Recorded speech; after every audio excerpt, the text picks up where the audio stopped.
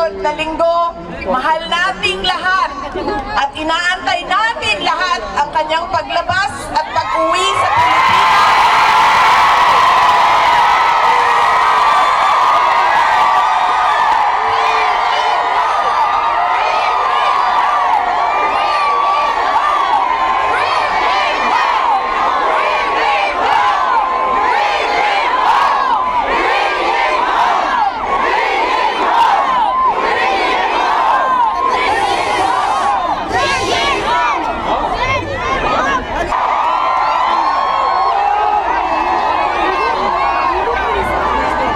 Mga kababayan,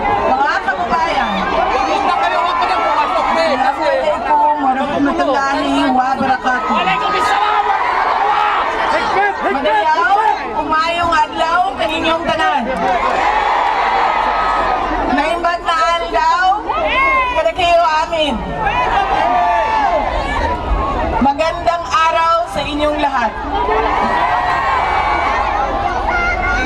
Meron lang po muna akong paalala para hindi tayo ma-excited at manggigil ngayong hapon na ito. Kasi nakita ko, sobrang dami ng ating mga cellphone, camera, at iba't ibang pang-photo at video na gamit. Ibig sabihin, lahat gusto makakuha ng picture. Inday Sara, wala na kaming pakialam sa message mo, basta meron lang tayong selfie. Kaya, binigay ng organizers para sa ating lahat mamaya ang photo opportunity ng lahat. Isa-isa. Kaya, hindi kailangan manggigil dahil habang merong nakapila para sa picture, ay gagawin natin mamaya. Mahal ko kayo. Maraming salamat sa inyong paanyaya sa akin na bumisita dito sa United Kingdom. Ang susunod ko po ay yung munang ating pagdarasal at pakikiramay sa lahat ng mga kababayan natin doon sa Pilipinas na dumadaan sa hirap, may sakit, at mga biktima ng iba't ibang kalamidad na dumadaan taon-taon sa ating bayan. Tayo ay nakikiramay sa kanila. At kailangan ipaabot natin ang ating moral support, kundi man financial support sa lahat ng mga biktima ng sakuna sa ating bayan.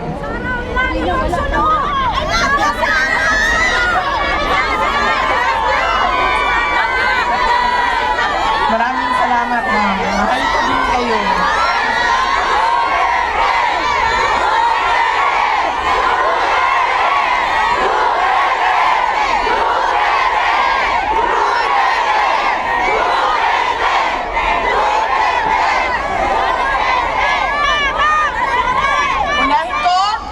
Pagpapasalamat. Una, ang pagpapasalamat natin sa Diyos kay Allah para sa araw na ito na ibinigay niya sa atin para magtipon-tipon. Malayo man tayo sa ating bayan. Ang iba sa atin hindi na nakauwi ng Pilipinas. Pero binigay niya sa atin ngayon ang araw na ito para ang mga Pilipino magsama-sama at ipakita natin ang ating galit sa nangyayari sa ating bayan ngayon.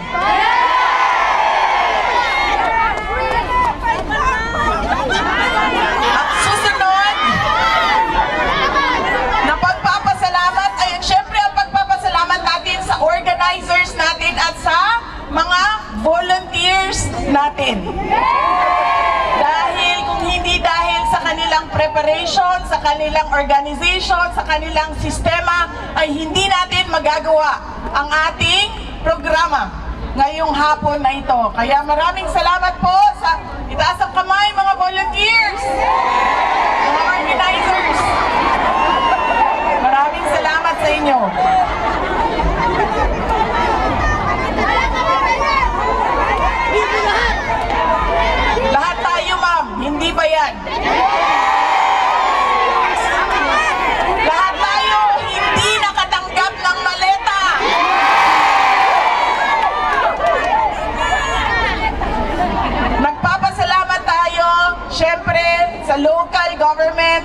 unit ng London at sa UK government dahil pinayagan nila tayo na magtipon-tipon ngayong hapon na ito.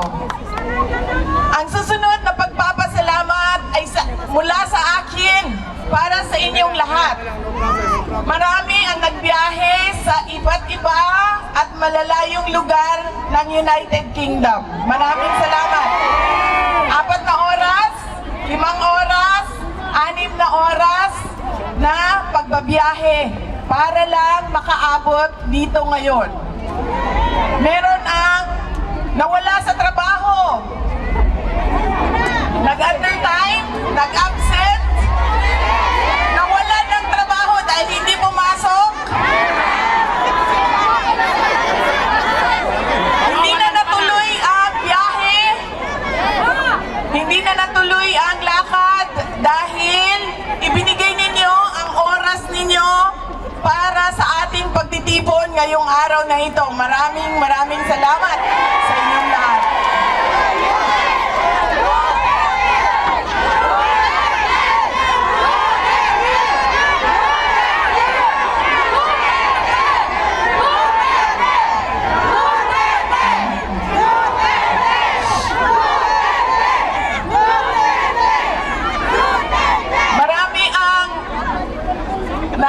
Na-hurt, nasasaktan kapag sinabi na bayad sila o bayaran sila o binayaran sila para pumunta dito.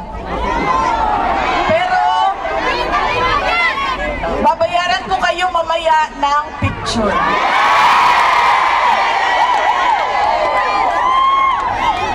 Yung picture na yan, walang priceless yan. Priceless. Ang susunod na pagpapasalamat ay mula po sa akin at sa aking mga kasamahan sa Office of the Vice President sa inyong patuloy na pagtitiwala at suporta sa amin. Kahit na hirap yung opisina namin at maraming batikos at paninira sa OVP. Mula sa aming lahat, maraming salamat sa inyo mga kababayan namin.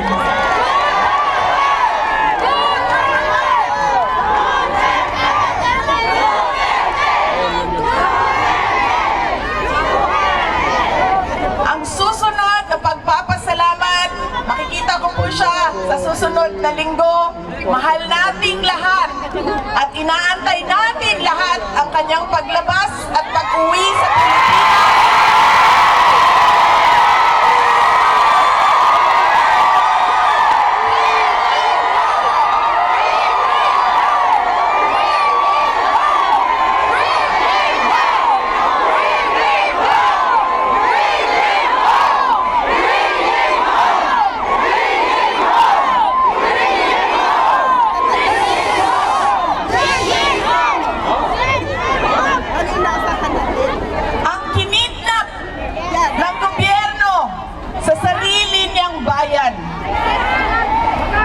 Lagi kapag kami ay nag-uusap, sinasabi niya na ipaabot sa inyong lahat ang kanyang pagpapasalamat, lalong-lalo na sa dasal ninyo na siya ay makabalik sa ating bayan.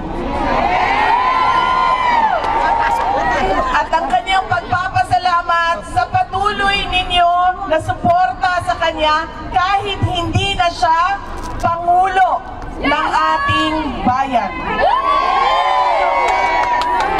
Dahil siya ang parating Pangulo ng ating mga puso.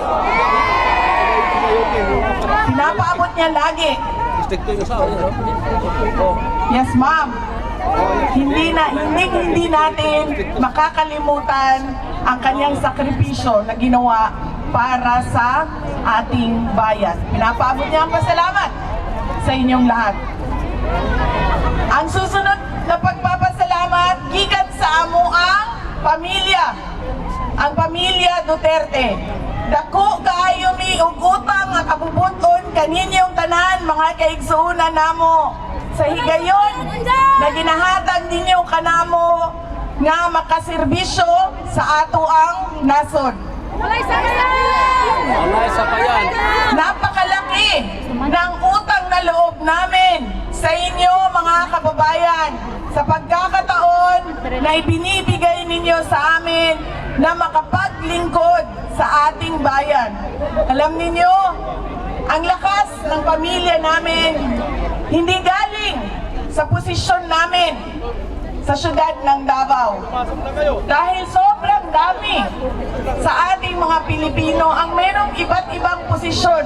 Barangay Kapitan, Purok Chairman, Konsihal, mga buhaya, Mayor, Governor.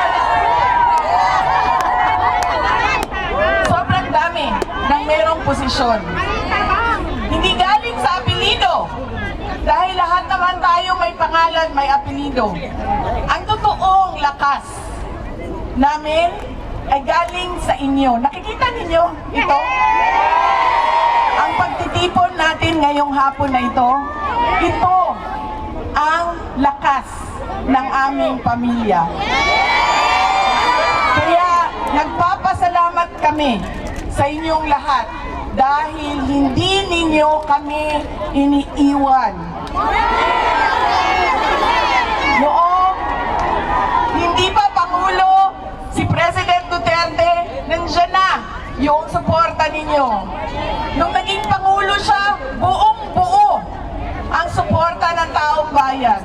At ngayon, na walang-wala yung pamilya namin, ay nandyan pa rin kayo, mga kababayan namin. Maraming salamat sa inyong lahat.